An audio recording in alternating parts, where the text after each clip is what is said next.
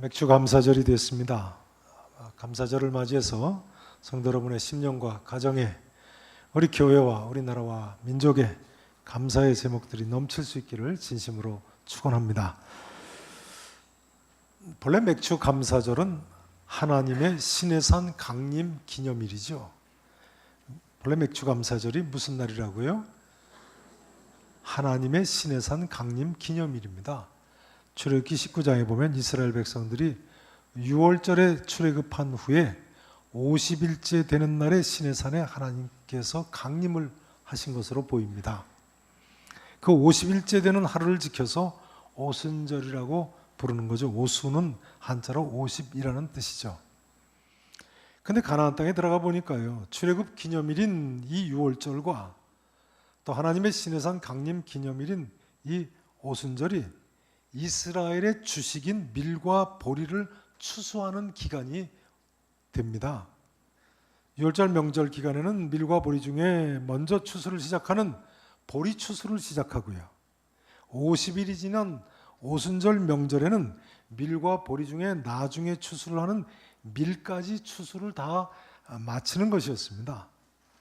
그러니까 이처럼 하나님 시내산 강림 기념일이며 밀 추수를 마치는 날인 이 오순절 날에 신약 시대에 이르러서는 성령 강림 사건이 일어난 거예요.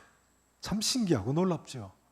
별로 잘 안 놀라시는데요, 이건 정말 신기한 일입니다.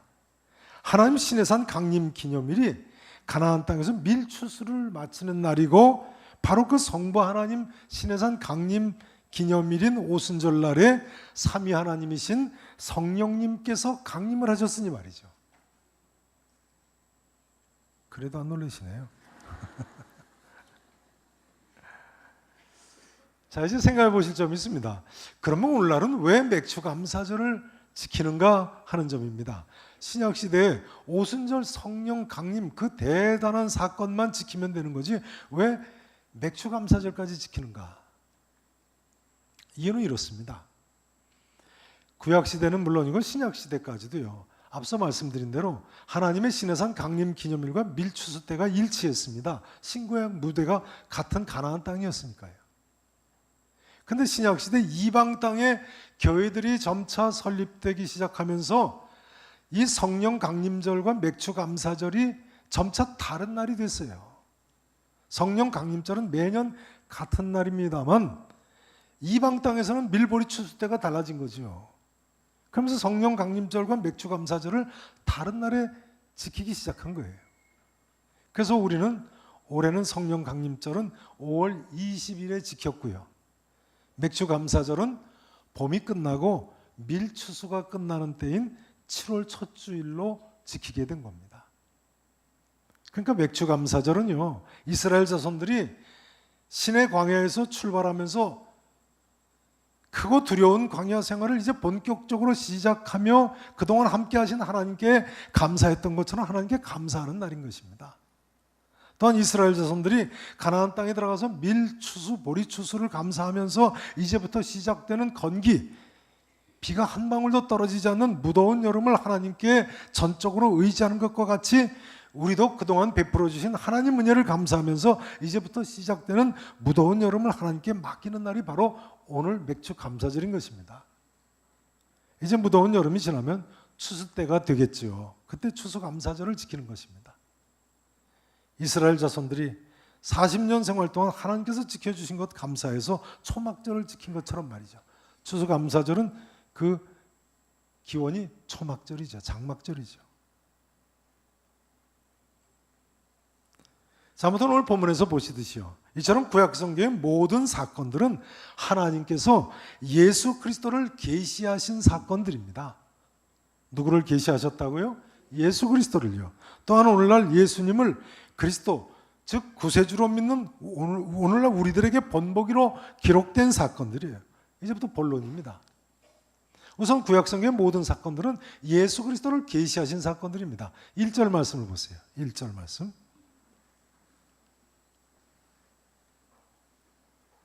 고린도전서 10장 1절 다 함께 한 목소리로 읽으십니다. 형제들아, 나는 너희가 알지 못하기를 원하지 아니하노니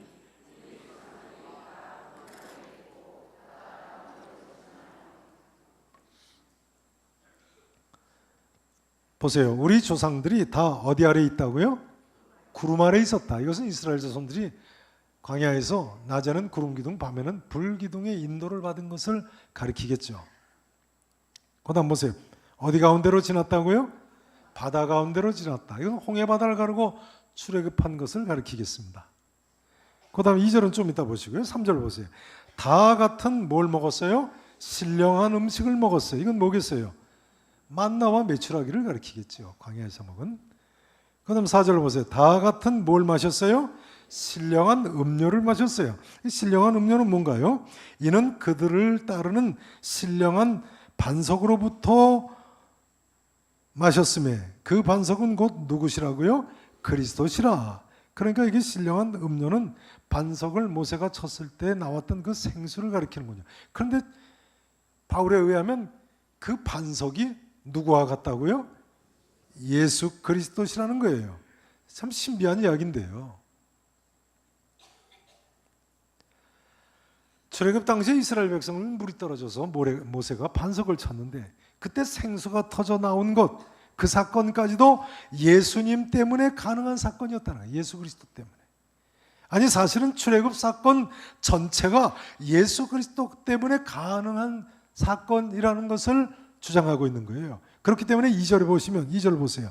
모세에게 속하여 다 구름과 바다에서 뭘 받았다고요? 세례를 받았다고요. 오늘날 예수 그리스도의 이름으로 세례를 받는 사람들처럼 출애굽 사건, 그 이스라엘 자손들도 예수 그리스도로 말미암는 그런 세례를 받은 사람들과 같았다는 거예요. 출애굽 사건을 예수 그리스도와 연관지어서 기독론적으로 해석을 하고 있는 모습입니다. 이런 해석을 그리스도론 기독론적 해석이라고 합니다. 이런 해석이 가능한 이유는요, 사실은 구약 성경 전체가 예수 그리스도에 대한 기록이기 때문에 그렇습니다. 예수님께서도 요한복음 5장 39절에서 뭐라고 가르치셨습니까? 너희가 성경에서 영생을 얻는 줄 생각하고 성경을 연구하거니와 이 성경이 곧 내게 대하여 증언하는 것이니라 하지 않으셨습니까? 여기 성경은 구약 성경이죠. 아직 신약 성경이 형성되기 전에 예수님께서 하신 말씀이니까요. 구약 성경 누구에 대해서 증언하는 것이라고요? 예수 그리스도에 대해서요. 이처럼 구약 성경의 모든 사건들은 예수 그리스도를 계시하신 사건들인 것입니다. 성경은요, 그렇기 때문에 예수님께서 목마른 자기 백성에게 생명의 물, 생수를 주시는 신령한 반석이 되신다고 분명히 이렇게 가르치고 있는 거예요. 성도 여러분, 예수님께서 갈급한 우리에게 생명의 근원이심을 믿으십니까? 예수님께서 뭐라고 말씀하셨습니까? 누구든지 목마르거든 내게로 와서 마시라. 나를 믿는 자는 성경의 이름과 같이 그 배에서 생수의 강이 흘러나오리라 하셨어요. 이 예수 그리스도 때문에 우리는 살게 됐고, 이 예수 그리스도 때문에 우리가 생명을 얻게 되었고, 이 예수 그리스도 때문에 우리가 구원을 얻게 되었습니다. 이 예수 그리스도를 알게 된 사람은요, 흡사 물이 없는 메마른 광야에서 하나님의 도우심으로 생수 마시고 생명을 얻게 된 사람과 꼭 같습니다. 이 예수 그리스도를 또한 알지 못한 사람은 생수가 생명의 근원이 어디 있는지를 알지 못하고 광야에서 목말라 죽어가고 있는 사람과 같은 사람들인 것입니다. 성도 여러분, 출애굽 사건을 통해서요, 아니 이 성경 말씀 전체를 통해서 생수의 근원이 되시는 반석이신 예수 그리스도를 꼭 만나시고 영원한 구원을 누리실 수 있기를 진심으로 축원합니다. 이제 중요한 점은요, 구약 성경의 모든 사건은 이처럼 하나님께서 예수 그리스도를 계시하신 사건들일 뿐만 아니라 오늘날 예수님을 그리스도로 믿는 우리에게 본보기로 기록된 사건이라는 거예요. 오늘 본문이 바로 그 사실을 보여주고 있어요. 5절에서 6절을 보시죠. 제가 5절을 읽습니다. 6절을 읽으세요. 그러나 그들의 다수를 하나님이 기뻐하지 아니하셨으므로, 출애굽한 다수를 하나님이 기뻐하지 않으셨어요. 그들이 광야에서 멸망을 받았어요. 이러한 일은 우리의 뭐가 됐다고요? 우리의 뭐가 됐어요? 본보기가 됐어요. 구판 성경에는 우리의 거울이 되었다고 표현하고 있죠. 우리의 본보기가 되어 우리로 하여금 그들이 악을 즐겨하는 것 같이 즐겨하는 자가 되지 않게 하려 함이라. 악을 즐겨하다가 광야에서 출애굽은 했지만 멸망당했다. 세례는 받았지만 멸망했다는 거예요. 따라서 하실까요? 우리의 거울, 우리의 본보기, 예수 그리스도의 계시, 우리의 본보기. 바울은요, 오늘 본문에 보면 출애굽 40년의 이스라엘 자손들의 이런 실패를 통해서 우리가 4가지 악을 경계해야 한다고 지적하고 있습니다. 몇 가지 악이요? 4가지. 출애굽 사건 때 이스라엘 자손들이 이 대표적인 4가지 악을 즐겨하다가 멸망당했다는 거예요. 첫 번째는 우상 숭배입니다. 7절 한번 같이 읽으세요. 그 다음 7절 말씀 함께 읽으십니다. 시작. 그들 가운데 어쩐 사람들과 같이 너희는 우상 숭배하는 자가 되지 말라.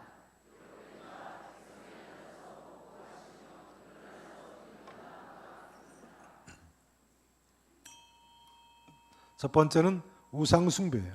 두 번째는 음행입니다. 8절을 그 다음 같이 읽으세요. 8절 같이 읽으십니다. 그들 중에 어떤 사람들이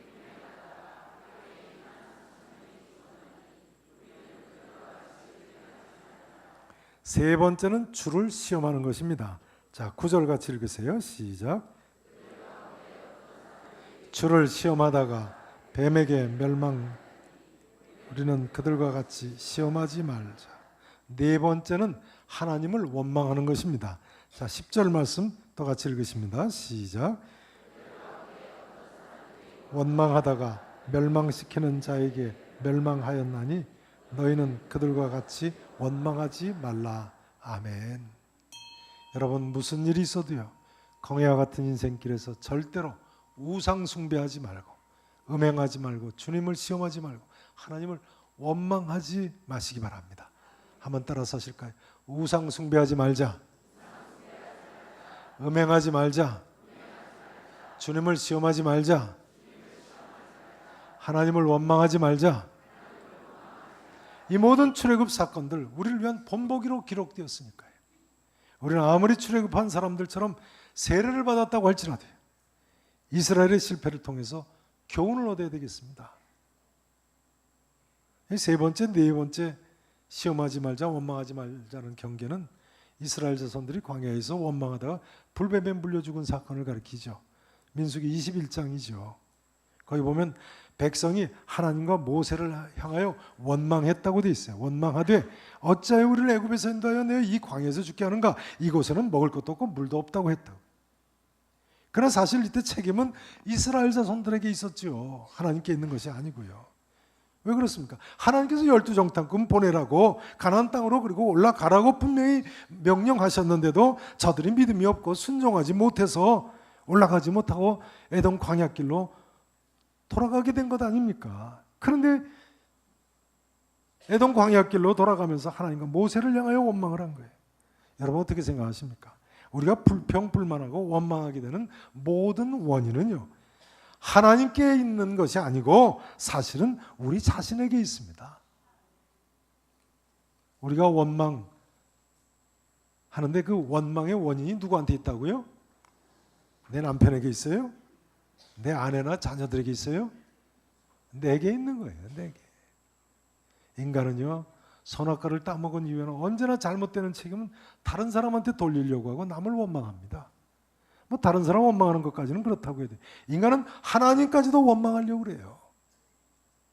그러나 하나님은 온전하신 신이신데요, 원망할 대상이 아니신 것입니다. 하나님 온전한 분이시니까요, 하나님은 본질상 원망의 대상이 아니십니다. 하나님은 거룩하시고 의로우시고 선하신 분이신데요. 그러니까 어떤 경우에도 모든 사람은 도무지 하나님을 원망해서는 안 되는 거예요. 우리는 매사에 너무 쉽게 하나님을 시험하고 또 너무 쉽게 불평불만하고 원망을 해요. 지난주 수요일 독일하고 축구하는 거 보셨습니까? 독일을 2대0으로 이겼으니 역사적인 사건이죠. 그런데요, 제가 그 축구 중계를 봤을까요? 못 봤을까요? 골 들어가는 걸 봤을까요? 못 봤을까요? 저는 그날 대전에서 주보 광고 지난주 나온 대로 우리 총회 세계 선교의 선교 대회가 있었습니다. 우리 총회 소속 선교사님 중에 7년 이상 선교지에서 그 사역하신 선교사님들을 700여 명이 모여가지고 한 주간 선교 대회를 하는데요. 제가 순서가 화요일 저녁에 있었습니다. 근데 그 순서가 벼랑간 바뀌어가지고 수요일 저녁에 순서를 맡게 됐어요. 근데 그 선교대회가 밤 10시가 다 돼서 끝났습니다. 근데 저는 그 다음날 이제 목요일날 3단계 리더 훈련반이 오전에 있기 때문에 이제 KTX를 타고 불이나게 올라왔죠. 서울역에 도착하니까 밤 11시 42분이었습니다. 근데 제가 묵은 이어폰을 가지고 가서 그런지 KTX에서는 이 동영상을 볼 수가 없더라고요. 그러니까 11시에 시작한 축구 경기 42분에 도착했으니까 전반전 다 갔죠. 서울역에 내리니까 쉬는 시간이에요. 11시 42분에 도착해서 불이 나게 이제 공항 철도를 갈아타려고 갔는데 알고 보니까 공항 철도 막차가 밤 12시에 출발하더군요. 그 이제 불이 나게 앉아가지고 떠나기 기다리는데 12시가 되면 이제 시작할 거 아닙니까? 근데 공항 철도에서도 또 이 동영상을 볼 수가 없는 거예요. 그래서 계산을 해보니까 집에 빨리 서둘러서 가면 끝은 조금 보겠더라고요. 그 이제 우여곡절 끝에 집에 달려 들어갔어요. 근데 가니까 이미 상황 끝났어요. 집 앞에 계산해 보니까 집 앞에 도착할 때쯤 불과 몇 분 전에 두 골이 들어갔겠더라고요. 하나님 원망할 뻔했어요. 그 역사적인 사건을 불과 몇 분 사이에 못 보게 하시다니. 근데 그 다음날 이제 목요 성경대학을 마치고 이광현 교수가 우리 교회 와서 목요 성경대학 통큰 통독반을 하지 않았습니까? 같이 점심 식사를 하면서 제가 물어봤습니다. 어젯밤에 독일하고 축구하는 거 봤냐고. 근데 자기도 못 봤다는 거예요. 그 왜 못 봤냐 그러니까 이거는 그렇습니다. 목요 성경대학이 오전 10시 30분에 시작되지 않습니까? 근데 그 친구 집이 수지라서 아침 출근 시간에 막혀서 2시간 전에는 출발해야 된다는 거예요. 그러니까 8시 지나자마자 출발해야 되니까 일찍 잤다는 거예요. 일찍 일어나야 되니까. 그래서 제가 위로를 받았습니다. 아니 우리 교회하고 아무 상관없는 대학 교수도 와가지고 성경 가르치느라고 축구를 못 봤다는데 나는 이 교회 목사인데. 그러고 보니까요, 중요한 것은 축구가 아니고 사명이더라고요. 중요한 것은 축구가 아니고 사명이고 하나님 뜻이더라고요. 사실은요, 지난주에 대전에 내려갔을 때 낮에 일찍 세상을 떠난 제 중고등학교 때 가까운 친구 부인을 만나서 같이 점심 식사를 했습니다. 근데 그 친구 부인이 참 믿음이 좋아요. 이번에 물어보니까 그 친구가 세상 떠난 지 벌써 18년이 됐더라고요. 그 친구가 세상 떠나고 18년간이나 혼자 아들 하나를 아주 잘 키웠어요. 마침 한국에 온 윤경호 선교사라고 다 중고등학교 때 가까운 친구들인데 그 윤경호 선교사 부부가 같이 보자고 그래가지고 저희 부부하고 이제 5시 만나서 같이 식사를 하는데요. 제가 이렇게 물어봤습니다. 그동안 얼마나 힘드셨냐고. 위로를 한다고 제가 한 말이죠. 그동안 얼마나 힘드셨냐고. 그러니까 웃으면서 저한테 뭐라고 그러냐면요. 하나님께서 너 천국에 와라 하시면 천국에 가는 거고 너 혼자 살아라 하시면 혼자 사는 거죠. 뭐 그러는 거예요. 하나님께서 너 천국에 와라 하시면 천국에 가는 거고 너 혼자 살아라 하시면 혼자 사는 거라고. 사실은 사실입니다만 대단한 믿음이죠. 만일 그렇게 생각한다면 무슨 일이 있어도 하나님 원망할 일이 어디 있겠습니까? 자, 이제 12절 말씀을 같이 한번 읽어보십니다. 12절 말씀. 자, 함께 읽어보십니다. 시작.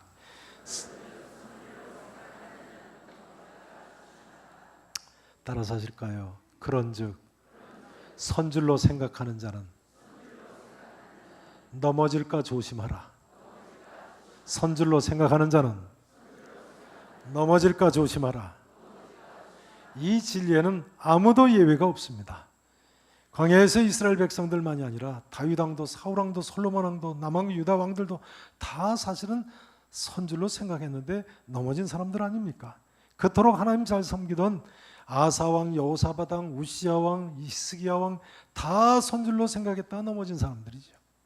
그러니 우리가 아무리 집사고 장로고 목사고 전도사고 선교사고 간에 중요한 일은 무슨 일이 있어도 넘어질까 조심해야 되는 거예요. 한 번 더 따라서 하실까요? 선줄로 생각하는 자는 넘어질까 조심하라. 이제 생각해 보실 점이 있습니다. 그럼 우리에게 과연 희망이 있다고 할 수 있는가 하는 점입니다. 그럼 우리에게 희망이 없는 것 아닌가요? 그렇지 않습니까? 골리앗을 물리친 그 믿음의 용사 다윗도 넘어지는 이 말이에요. 지혜자 중에 지혜자인 솔로몬도 넘어졌는데요. 히스기야 왕 기도 응답을 받아서 15년 생명 연장을 받은 사람인데 교만해져 가지고 하나님이 은혜를 잊어버리고 바벨론 사신들한테 자기 자랑을 하면서 넘어졌어요. 그래 그들보다 더 평범한 우리는 절망할 수밖에 없는 것 아닌가요? 그럼 우리에게 희망이 없는 것일까요? 그렇지 않습니다. 바로 그 다음 구절에서 사도 바울이 뭐라고 이야기합니까? 13절 말씀 다 같이 큰 목소리로 함께 읽으십니다. 자, 13절 같이 읽으십니다. 사람이 감당할 시험 밖에는 너희가 당한 것이 없느니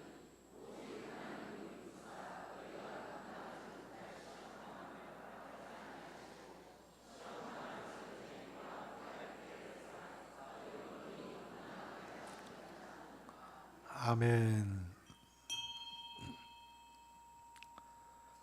우리 성경 말씀을 통해서요 위로를 받습니다. 13절을 보세요. 사람이 감당할 시험 밖에는 너희가 당한 것이 있습니까? 없습니까? 없습니다. 왜요? 오직 하나님은 어떤 분이시기 때문에요? 미쁘신 하나님이시기 때문에. 우리 이 성경 말씀을 통해서 미쁘신 하나님을 볼 수 있어야 됩니다. 미쁘신 하나님, 신실하신 하나님을 봐야 됩니다. 우리 하나님은 신실하시기 때문에 우리가 감당하지 못할 시험당함을 허락하세요? 허락하지 않으세요? 허락하지 아니하세요. 시험당할 쯤에 또한 뭘 내신다고요? 피할 길을 내십니다. 그래서 우리로 능히 감당하게 하시는 줄로 믿으시기를 축원합니다. 예를 들어볼까요? 다윗이 밧세바와의 죄를 범했습니다만 하나님께서 나단 선자를 보내셔서 강권적으로 회개를 하게 하셨어요. 그리고 다윗이 회개할 때 하나님께서 다윗의 그 죄를 용서해 주시고 아주 멸망당하지 않게 하셨어요. 오히려 회개한 후에는 밧세바와의 사이에 난 아들 솔로몬을 그의 뒤를 이어서 왕이 되게까지 하셨어요. 이런 일이 있을 수 있습니까? 오늘 광야 이스라엘 백성들 4가지 그 즐겨하던 죄악 중에 2번째 죄악을 범했는데 말이죠. 하나님이 그렇게 수습해 주셨어요. 솔로몬은 어땠습니까? 솔로몬은 아예 첫 번째 우상 숭배 빠지는 죄를 범하지 않았습니까? 나이 많아지면서 분별력이 흐려져 가지고 이방 아내들의 유혹에 빠져서 이방신까지 섬겼어요. 그런데도 하나님은 그의 약속의 말씀대로 솔로몬의 대가 끊기지 않게 하셨어요. 그 아들 로보암 때 북왕국 이스라엘 10지파가 독립을 했어도 2지파가 남아가지고 남왕국 유다를 계속 이어가게 하셨습니다. 이뿐만이 아니죠. 남왕국 유다가 온갖 죄악에 빠져서 바벨론 포로로 끌려갈 때도 미쁘신 하나님께서는 남은 자를 남겨두셨어요. 그 남은 자 중에 예수 그리스도가 나셨어요. 그 정도가 아니고 남은 자의 후손 가운데 세례요한도 났고 사도 바울도 났고 베드로, 요한, 야고보가 나왔어요. 성도 여러분, 우리 하나님은 이런 미쁘신 하나님, 신실하신 하나님이신 줄로 믿으시기를 축원합니다. 하나님은 우리가 감당하지 못할 시험당함을 허락하지 않으세요. 시험당할 즈음에 또한 피할 길을 내시는 줄로 믿으셔야 돼요. 하나님 우리 아버지이시기 때문에, 우리를 사랑하시는 아버지이시기 때문에 그런 것입니다. 출애굽 사건은 이런 하나님의 변함없는 사랑을 더할 수 없이 잘 보여주는 사건인 것입니다. 우리는 출애굽 사건을 통해서, 아니 이 성경 말씀을 통해서 이처럼 미쁘신 하나님, 신실하신 하나님을 만나야 되는 것입니다. 그리고 사도 바울이 고린도전서 10장 31절에서 오늘 말씀 아랫부분이죠. 오늘 말씀을 전체를 포함해서 10장 바로 그 앞에 30절까지의 총 결론으로 말씀하고 있는 대로 그런즉, 따라서 하시죠. 그런즉 우리는 먹든지 마시든지 무엇을 하든지 다 하나님의 영광을 위하여 하자. 왜 되십니까? 이제 말씀 증거를 마쳐야겠습니다. 미국의 고든 코넬 신학교, 유명한 신학교죠. 그 신학교 유명한 교수였던 로버트 콜만 박사가 이런 이야기를 쓰고 있습니다. 콜만 박사는 제자훈련의 세계적인 권위자인데요. 이런 이야기를 했습니다. 하나님 보좌에 여러분의 초점을 맞추십시오. 하나님 보좌만 바라보라는 거예요. 그 다음 이렇게 쓰고 있습니다. 무릎은 땅에 두고, 무릎을 어디에다 두라고요? 땅에 두고요. 뭘 이야기하는지 아시겠죠? 마음은 성경에 두고, 마음은 어디에다 두라고요? 이 성경 말씀에 두고요. 하나님의 인도하심을 신뢰하며 따르시기 바랍니다. 그 다음 이렇게 기록하고 있어요. 그리하면 언젠가 우리 모두 다 하나님의 보좌 주위에 모여 우리가 살아온 이야기들을 나눌 수 있게 될 것입니다. 저는 시카고에서 이 로버트 콜만 박사님 강의를 꼭 한번 들은 적이 있는데요. 여러분 어떻게 생각하십니까? 무릎은 땅에 두고 마음은 성경에 두고 하나님의 인도하심을 신뢰하며 따르시기를 바랍니다. 그래야만 언젠가 우리 모두가 다 하나님 보좌 주위에 모여서 우리가 살아온 이야기들을 나눌 수 있게 될 줄로 믿습니다. 그때 이 성경이 이스라엘 40년 광야 생활을 되돌아보면서 기록하듯이요, 우리의 살아온 이야기들을 나눌 수 있게 될 것입니다. 그리고 나는 한없이 부족했어도 이 광야 같은 세상에서 하나님께서 내게 은혜를 베풀어 주셨다고, 그래서 예수 그리스도를 통해 구원해 주시고 시험 당할 즈음에 피할 길을 주셨다고 신실하신 우리 하나님 아버지께 감사하며 찬양하며 영광을 돌릴 그날이 분명히 우리 앞에 있을 줄로 믿습니다.